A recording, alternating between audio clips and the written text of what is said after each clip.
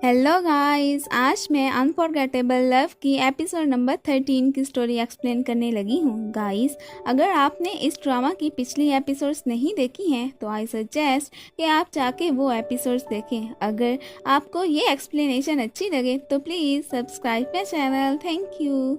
जैसा कि last episode में हमने देखा था कि किंजी और मिस्टर ही एक साथ काफ़ी खुश लग रहे होते हैं, तो इतने में मिस लिन की वहाँ पर एंट्री होती है। सब लोग उसी की तरफ देखने लग जाते हैं। मिस्टर ही की आंट भी आगे बढ़कर उसका वेलकम करती हैं और उसे मिस्टर ही से भी इंट्रोड्यूस करवाती हैं कि ये मिस लिन है। मिस्टर ही भी आकर उसका वेलकम करता है, लेकिन उसे देखकर खुश नहीं लग रहा होता। फिर वेनगू किंजी के पास आकर मिस लिन के बारे में बताता है कि लिन फैमिली के शेयर होल्डर्स ही इस फैमिली की कंपनी के साथ हैं। फिर किंजी देखती है कि सब लोग मिस्टर ही और लिन को साथ देखकर उन दोनों के कपल को काफ़ी लाइक कर रहे होते हैं, तो किंजी ये देखकर सैड हो जाती है और वहाँ से जाने ही लगती है कि अचानक ही वो वहाँ पर गिर जाती है। सब लोग उसकी तरफ देखने लग जाते हैं, लेकिन उसे उठाने के लिए सिर्फ मिस्टर ही वहाँ पर आता है। किंजी यहाँ पर थोड़ी सी एम्बैरस हो जाती है।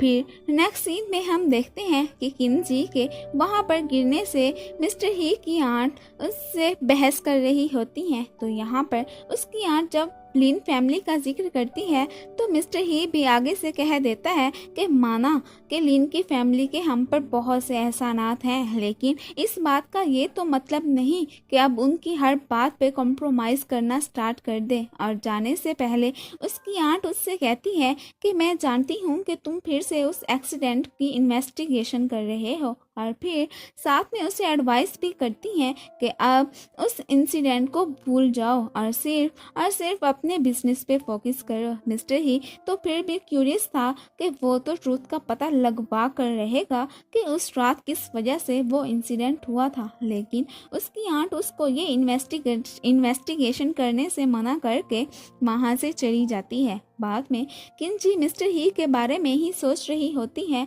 तो इतने में वो भी ऊपर से आ जाता है और उसके पाँव पे बैंडेज लगाता है। मिस्टर ही के वहाँ से जाने के बाद किंजी उसे कॉल और उससे मिस लिन के बारे में पूछती है। तो यहाँ पर हमें पता चलता है कि मिस्टर ही और मिस लिन बचपन से ही एक दूसरे को जानते हैं। फिर यहाँ पर किंजी मौका से फ़ायदा उठाकर उससे ये क्वेश्चन भी पूछ लेती है कि क्या आप दोनों की शादी अरेंज कर दी गई थी या नहीं। तो मिस्टर ही उसकी इस बात का कोई जवाब नहीं देता और कॉल डिस्कनेक्ट कर देता है, लेकिन किंजी तो उन दोनों के बारे में और जानने के लिए काफ़ी क्यूरियस थी और साथ में जेलस भी फील कर रही थी।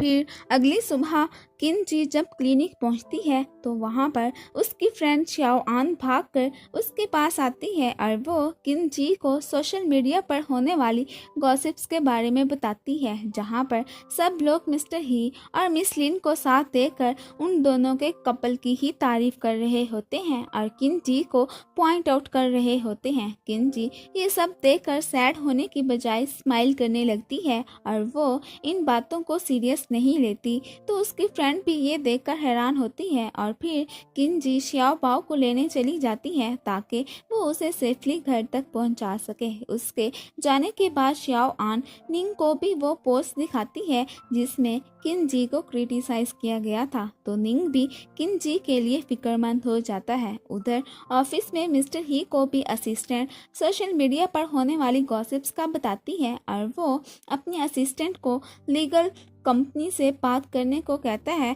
ताकि वो लोग इन गॉसिप्स का सल्यूशन निकाल सके। तो उसके असिस्टेंट ओके कह के वहाँ से चली जाती है। फिर मिस्टर ही को किंजी का मैसेज आता है कि वो श्याओ बाओ को घर लेकर आ गई है, सो यू डोंट वरी। ये देखकर मिस्टर ही स्माइल करता है। फिर अगले सीन में हम देखते हैं कि मिस्टर ही किंजी से पूछता है कि तुम उन पोस्ट को लेकर सैड तो नहीं हो। तो किंजी उसे तसल्ली देती है कि तुम होते हुए मैं उन पोस्ट को लेकर सीरियस नहीं हूँ, मैं जानती हूँ कि तुम सब ठीक कर दोगे। फिर मिस्टर ही उसे बताता है कि टीम इसके सॉल्यूशन के वर्क कर रही है और फिर वहाँ से चला जाता है। दूसरी तरफ मिस रॉ को डराने के लिए वैन गू ने एक प्लान बनाया होता है। वो अपने ऑफिस के वर्कर्स के साथ मिलकर मिस रॉ को डराने की बहुत कोशिश करता है, लेकिन मिस रॉ पर तो किसी भी भूत का कोई असर नहीं होता, लेकिन वैन गू पर हो जाता है। वो खुद ही इन फेक घोस्ट से डर जाता है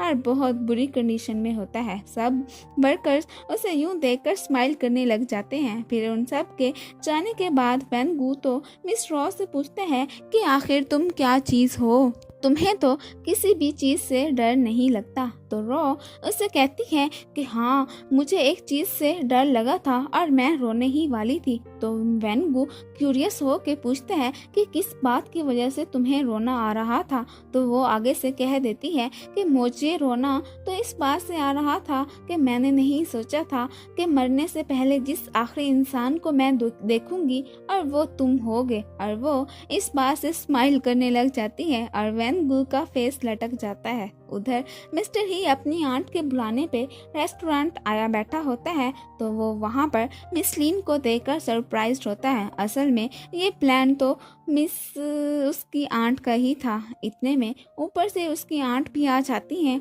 तो मिस लिन रेस्ट रूम के लिए जाती है। तो यहाँ पर वो अपनी आंट से पूछता है कि वो आप ही थी ना जिसने सोशल मीडिया को वो पोस्ट करने के लिए प्रमोट किया था। तो वो भी आगे से हाँ कह देती है। तो मिस्टर ही उससे ये सब करने की वजह पूछता है। तो उसकी आंट कहती है कि उसने ये सब किंजी को ये बताने के लिए किया है कि वो और तुम एक परफेक्ट कपल नहीं हो। लेकिन मिस्टर ही उसे बताता है कि किंजी मेरी वाइफ है और हम एक परफेक्ट कपल हैं। लेकिन उसकी आंट तो किंजी को क्रिटिसाइज करने का कोई भी मौका हाथ से नहीं जाने दे रही थी। तो मिस्टर ही वहाँ से चला जाता है। जाहिर है वो अपनी वाइफ के बारे में कुछ भी गलत नहीं सुन सकता था। उसके जाने के बाद उसकी आंट मिस लिन को झूठ बोल देती हैं कि मिस्टर ही को कोई अर्जेंट काम था तो इसलिए वो जल्दी में चला गया। और फिर वो किंजी के बारे में डिस्कस करती हैं। तो मिस्टर ही की आंट उससे कहती है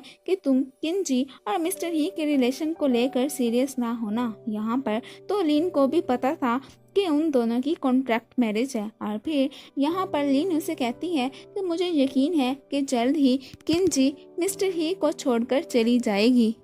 ये सुनकर तो मिस्टर ही की आंट भी स्माइल करती है। उधर घर पर मिस्टर ही किंजी से बात करने आता है। तो सबसे पहले उसे वाटर बोतल देता है और फिर उससे पोस्ट्स के बारे में पूछता है। तो किंजी भी हैरान हो के उससे पूछती है कि इन पोस्ट को लेकर अब तक सोल्यूशन क्यों नहीं निकला है। तो वो उसे कहता है कि हाँ, अभी भी कुछ प्रॉब्लम्स हैं। तो किंजी उससे पूछती है कि क्या ये सब उसकी आंट का किया धरा है। तो वो भी आगे से हाँ कह देता है और साथ में उससे सॉरी भी बोलता है। तो किंजी पहले तो हैरान हो के उसे देखती है और फिर अचानक ही उसे एक आइडिया आता है और वो उसके क्लोज हो के कहती है कि अगर तुम सॉरी फील कर रहे हो तो इस कॉन्ट्रैक्ट को शॉर्ट कर दो। मिस्टर ही तो उसे साफ मना कर देता है। तो वो मुंह फुला के बैठ जाती है और कहती है कि तुम नहीं समझ सकते कि मुझे भी तो फ्रीडम चाहिए। तो मिस्टर ही उसे कहता है कि हाँ बिल्कुल, तुम्हें फ्रीडम मिल सकता है। तो किंजी उसे स्माइल करके देखने लगती है। फिर नेक्स्ट सीन में हम देखते हैं कि वो तीनों घर से बाहर आउटिंग के लिए आए होते हैं। तो यहाँ पर किंजी देखती है कि कुछ स्ट्रेंजर्स उनके पिक्स बना रहे हैं। तो वो ये बात मिस्टर ही से शेयर करती है। तो मिस्टर ही उसे अपने क्लोज करके कहता है कि इन्हें मैंने ही ये सब करने को कहा है, क्योंकि हम उन पोस्ट का तो सोल्यूशन नहीं निकाल सकते, लेकिन हम उन्हें स्वीट फैमिली तो शो करवा सकते हैं। तो किंजी उसकी बात से एग्री करती है और फिर वो लोग एक साथ में खूब एंजॉय करते हैं। फिर नेक्स्ट डे जब वो लोग xiaobao को स्कूल छोड़ने आते हैं तब भी वो बस स्माइल ही करते रहते हैं। फोटोग्राफर्स भी बस अपने कैमरे लेकर उनकी लम्हा लम्हा की पिक्स बनाने को लगे रहते हैं। फिर xiaobao के जाने के बाद मिस्टर ही किंजी के लिए गाड़ी का डोर ओपन करता है और जब वो बैठ जाती है तो मिस्टर ही सीट बेल्ट लगाने के लिए उसके क्लोज आता है और फोटोग्राफर्स भी इस लम्हे का खूब मज़ा लेते हैं और उनकी धड़ाधड़ पिक्स बनाते रहते हैं। यहाँ पर फिर से किंजी समझती है कि वो उसे किस करने लगा है, लेकिन इस बार फिर से मिस्टर ही उसे झांसा देकर पीछे हो जाता है और वो एक बार फिर से एम्बैरस हो जाती है। अगली सुबह किंजी जब क्लिनिक आती है तो श्याओ आन उसकी हैप्पी फैमिली की पिक दिखाती है। अब लोग उनकी पिछली पोस्ट को भूलकर सिर्फ और सिर्फ किंजी और मिस्टर ही की हैप्पी और स्वीट फैमिली ही की बातें कर रहे होते हैं।